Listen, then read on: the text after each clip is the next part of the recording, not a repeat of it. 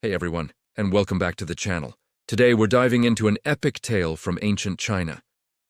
A story so full of twists, betrayals, and power plays, it sounds like something straight out of a blockbuster movie. We're talking about the boy who would become China's first emperor, a legend whose journey began under the shadow of a truly astonishing family drama. Imagine this. A 13-year-old boy, barely out of childhood, is suddenly thrust onto the most powerful throne in the land. He's crowned king, but he can't truly rule yet, because destiny, as they say, waits for no age. This is the story of Ying Zheng, a name that would one day echo through millennia. But back then, he was just a young king in a kingdom brimming with ambition and treachery. Our story begins in 247 BC. King Shi of Qin has just passed away, leaving his young son, Ying Zheng, to ascend the dragon throne. It's a huge moment, a moment of immense power, but also immense vulnerability. Young Zheng immediately honors his mother, Lady Zhao Ji, by making her the Queen Dowager, and he appoints a man named Lu Buwei as his chancellor, even calling him Zhongfu, or second father. Sounds respectful, right? Well, buckle up, because things are about to get wild. See, Lu Buwei wasn't just a political advisor, he had a deep personal history with the Queen Dowager. He had, in fact, been her lover before she became King Zhuangxiang's consort, and old habits, as they say, die hard. Even after Zheng's father died, Lu Buwei frequently found his way into the royal harem to continue their affair. Now, whether the young king of Qin was blissfully unaware or chose to turn a blind eye, we can only speculate. But this secret affair was a ticking time bomb, threatening to explode the stability of the entire court. Lu Buwei, a cunning man, eventually began to fear that their secret might be exposed. He knew the consequences of such a scandal would be catastrophic, not just for him, but for the entire kingdom.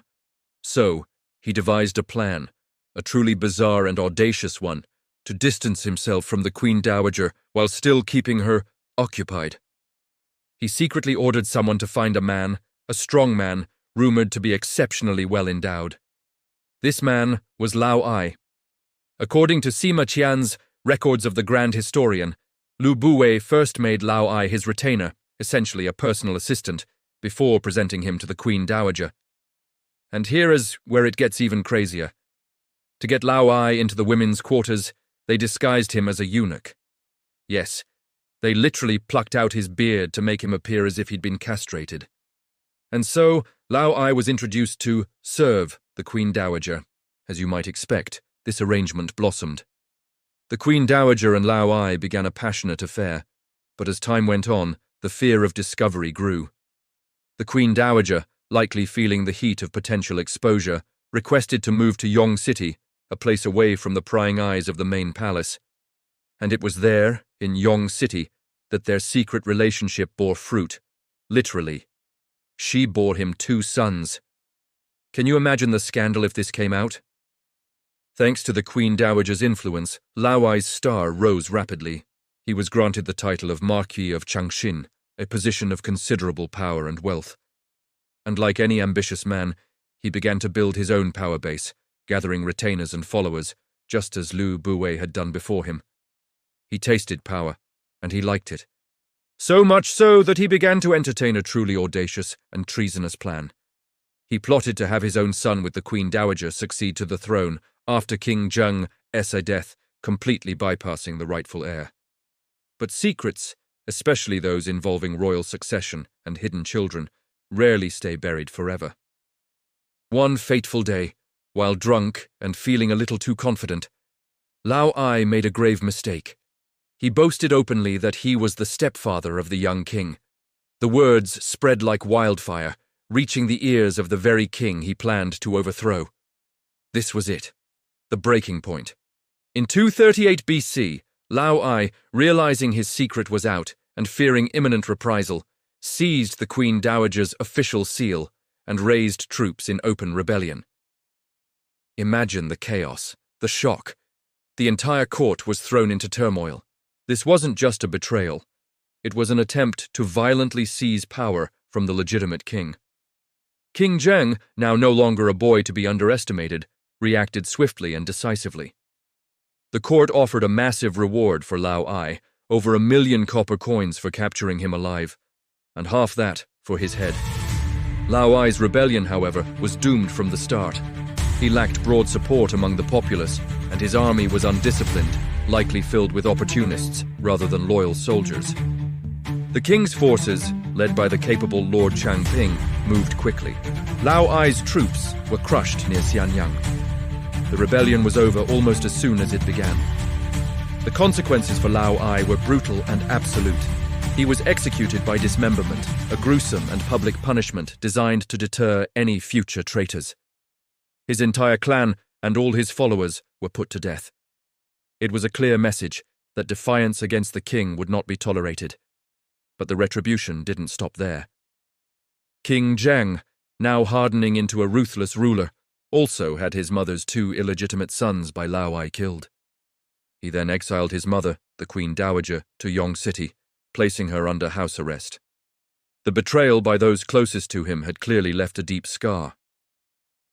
Naturally, Lu Buwei, the man who had orchestrated Lao Ai's entry into the palace, was deeply implicated and placed under investigation.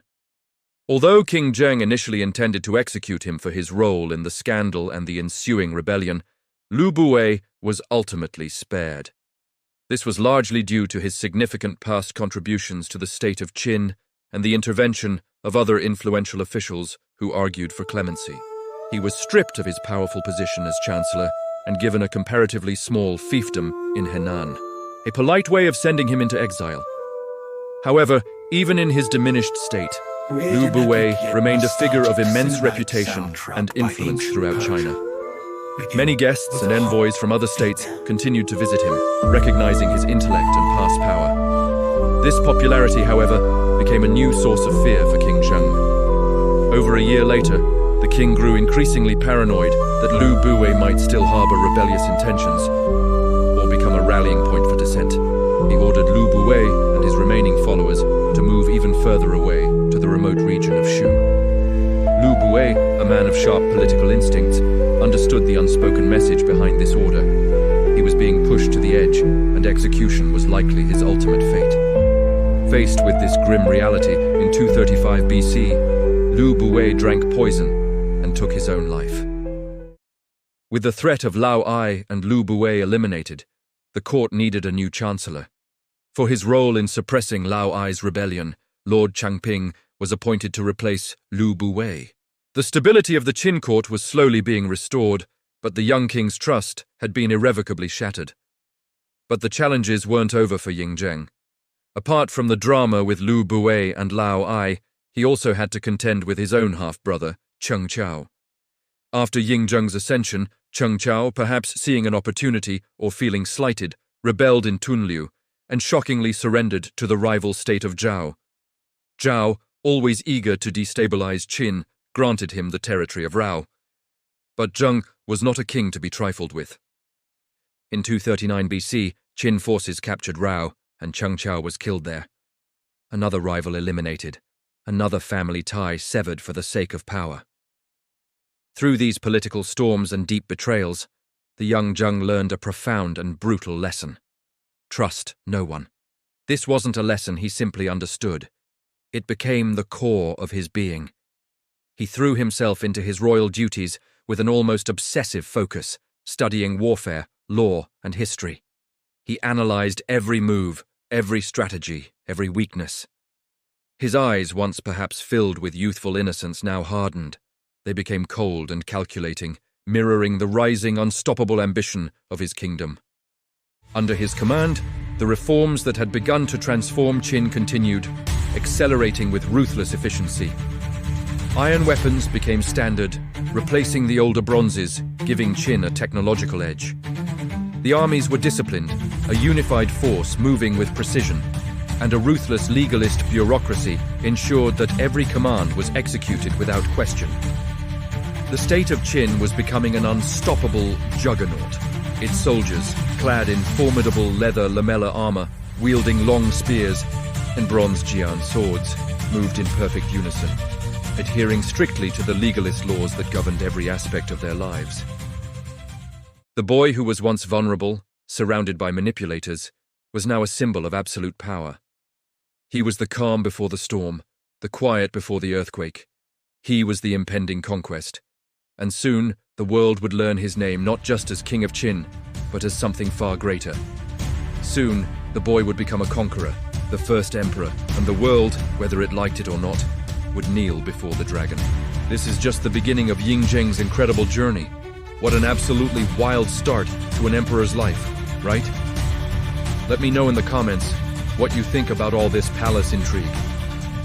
If you enjoyed this deep dive into ancient history, make sure to hit that like button and subscribe for more epic tales. We'll be exploring the rest of Ying Zheng's story and how he united China very soon. Thanks for watching, and I'll see you in the next one.